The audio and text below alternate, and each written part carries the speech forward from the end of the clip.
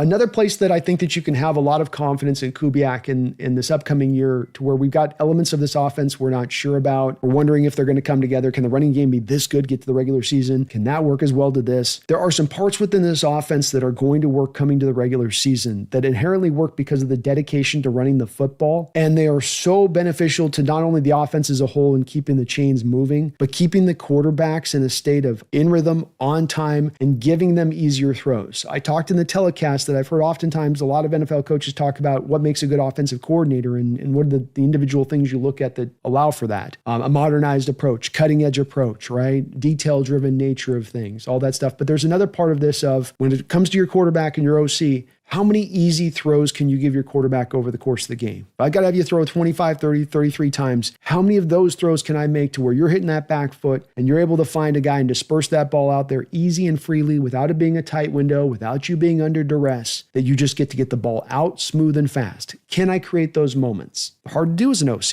And what we got to see this last week a couple of different times, and what you've gotten to see from Kubiak here already out the gate, what he showed last year with the Saints in addition to that, is an ability to create a lot of those easy sort of plays. So we're going to finish this up today with 4 of these throws I want to show you, and these aren't fancy throws. These aren't fancy plays, but these are plays to show you how he creates these easy throws within this offense, how he gets these quarterbacks into this rhythm, and why this is going to carry over to the regular season. You better believe it. Right here, you get a condensed formation, multiple tight ends on this play. Everything about this looking like a run. You've been running a ton up into this point. Sam Darnold under center. Play action pass.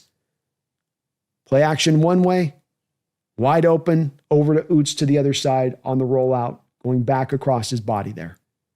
Great play action by Sam. Take a look at the linebackers here. Look at the linebackers. Look at them.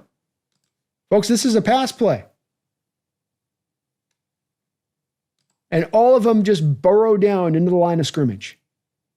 Nobody's out there on Oots, wide open. 10, 15-yard play. Easy. Sam comes off this play action, comes back. No problem. I can make that throw all day. That's a completion for 10, 15 yards. How many of these kind of plays can you create? And it's all off that running game, because those linebackers have to bite hard down. They can't sit in the pocket. They got to come downhill and meet this running game. And you take advantage off of it with the play action. It all just pairs together so bloody nicely, it does. Wide open. How about another one? Same kind of action. Back under center. Condensed split. Couple tight ends. I got you nervous. You got that defense nervous for that passing attack. 12 personnel. Ran it at an all-time high rate last year in the NFL. 12 personnel, 2 tight ends. Play action. Come back the other way.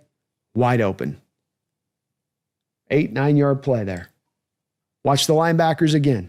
Not as extreme, but the steps are going towards the line, towards the line, towards the line. Those 2 steps are all you need. That's it. You've got right here your tight end. He's already running full speed post snap. You got one guy running full speed, the opposite direction. You have the linebackers taking the full steps to the line of scrimmage. And that combination creates separation there where there's 6 yards of space between him and anybody else. So much space he can turn upfield and just take his time and go up there and take the 9 yards. Wide open play, never covered. Nobody ever picks this guy up, never covers him. Why? Because the run game's so effectively. Why? Because under center play action works, and it works well. Again, same thing. Condensed split, 1 wide receiver, 3 tight end, 13 personnel. Chiefs bring all their guys up around the line of scrimmage here, don't they? 7 guys in the box, got the corner up tight. Play action, back around, wide open. Same play I showed you almost, just a different way you're running it in this one. Hit Horton coming back across the formation. Look at the linemen here. Linemen make this look like a run block all the way. So look to the right side of the offensive line. Everything looks like a run block here. But you're coming back across the formation. Wide open, easy throw for the quarterback. Get him in rhythm. Get him nice in rhythm. Don't make him make a high level throw out the gate. Just get him nice in that. Just here we go. A couple of these throws, and now you're ready to go make that high level throw. Now you're feeling good. Hey, I'm 2 for 2 for 30 yards. Let's let it rip. Let's do a post route, coach. I got it. Once again, same story. Tight splits. Tight alignment, multiple tight ends. Later on in the game, play action pass, roll out back across the formation, again wide open. First down. And again, just key in on those linebackers here. Linebacker 21 comes up here. Look at 21. The safety's coming up here. Completely overruns the play. Completely misreads this. But he's not alone. Your two off-ball linebackers do the same thing. 3 guys taking false steps in the wrong direction post-snap.